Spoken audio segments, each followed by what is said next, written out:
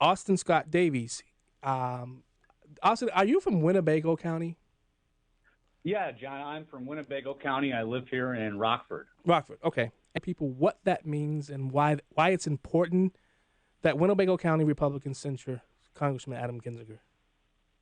Sure, John. And I didn't really come up with this on my own. I heard about the story out of Carbon County, Wyoming, where Chairman Joey Correnti and his Republican Party in that county moved to censure Liz Cheney. And so that gave me the idea. So that same day, I drafted a censure resolution against Adam Kinzinger for our county.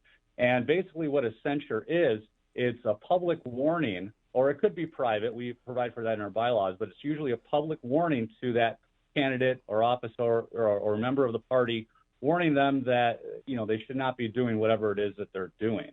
And in my proposed resolution, I was also asking for him to be disavowed, meaning the party publicly will give him no support in any way.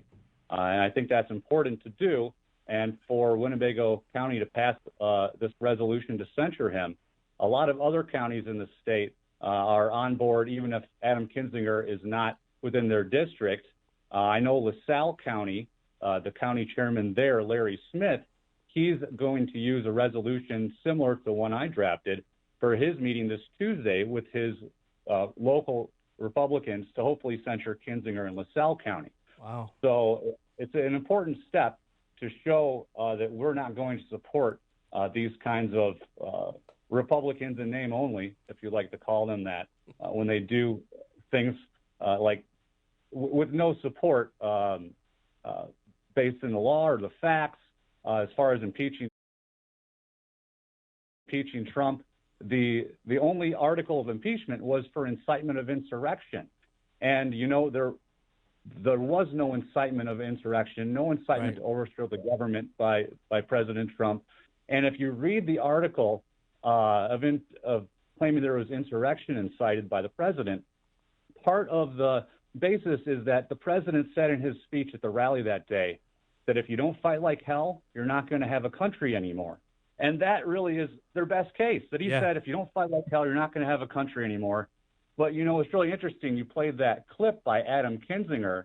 And in that clip, what did Adam say? He said he's going to fight like hell to bring the party back to what he believes in. That sounds too violent, huh? Exactly. I think Adam Kinzinger might be an insurrectionist, too. Yeah, you know what, Austin, great points, and thanks for doing this. I think it means a lot to for us in Illinois to stand up against some of the stuff. Adam Kinzinger, I've met him before. Seemed like a nice enough guy, but why would you paint a picture of every Trump voter as bad or whatever, right? Anybody that was a Trump supporter, like myself, like him, love him, whatever, for different reasons. Some love him for his personality, man. Some love him. I wasn't one. Some love him because of his suntan, right? I actually love this guy because he's the best job-creating president in the history of our country. Wow. Okay? And in Illinois, boy, we need a little of that. I mean, think of Rockford, the great city of Rockford that I've done a lot of business in. I've got lots of friends and family out there, right? And think of Rockford, that it was an economic engine in the middle of the country, along with Chicago. In World War II, that was one of the targets that anybody would want to take out because we had so much infrastructure of manufacturing there. It's mostly gone now, right? Yeah. We need that back. We need that back in Illinois. And again, if Adam Kinzinger doesn't like job creation, he doesn't like tax mitigation to be competitive again in the world like we became with Trump as the president, then he's not really a conservative, in my opinion. We need that in Illinois again, right? We've got to fight our taxes. We got to crush some of the stupid taxes we have and some of the stupid regulations we have, and we got to create jobs again. Yes. And if we can do those two things, right? Instead of losing 30, 40, 50,000 jobs a year, we need to create 50, 60,000 jobs a year. Big turnaround, 80, 90,000, 100,000 job turnaround, let's say, right?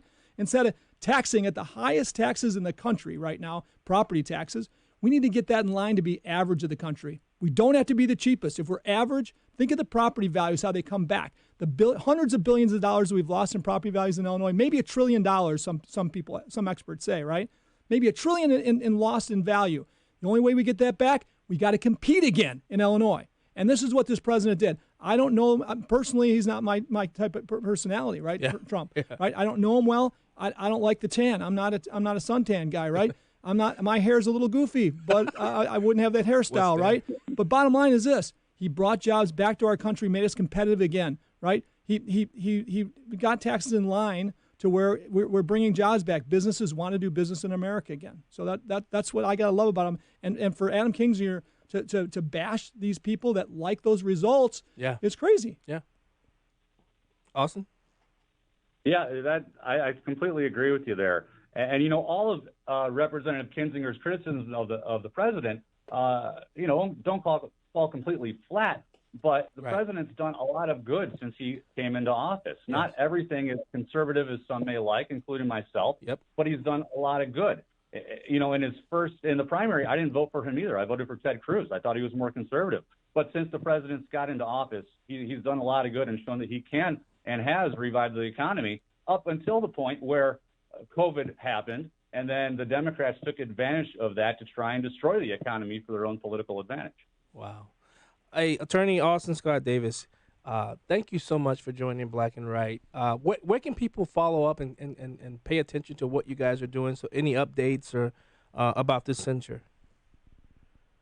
Sure, John. Probably the best place. I'll probably be keeping everyone up to date on the Facebook page, Reopen Illinois. Also on my Facebook page, you can just search my name, Austin Scott Davies, on Facebook, and I'll be updating everyone what happens on our vote on the Senate. And before we go, I want to let everybody know that Austin Scott Davis was in the fight against these draconian lockdown measures up there in Rockford. He and Tom DeVore, you guys made some team. I tell you that. Thank you for your fight, sir, and thanks so much for joining us today. John. All right. Wow, Gary, you have so much passion, brother. Don't come if you don't have passion.